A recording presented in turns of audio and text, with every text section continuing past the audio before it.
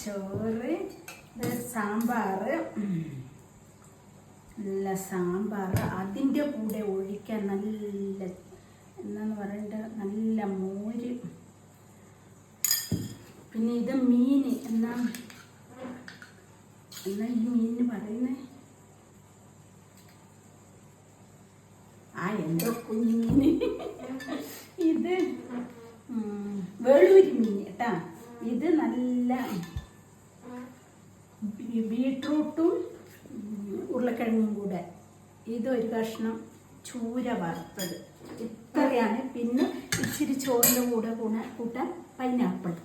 ഞാനെന്നാ കഴിക്കാൻ വേണ്ടി പോകുവാണ്. മോരും സാമ്പാറും കൂടി ഇങ്ങനെ ഇളക്കി തിന്ന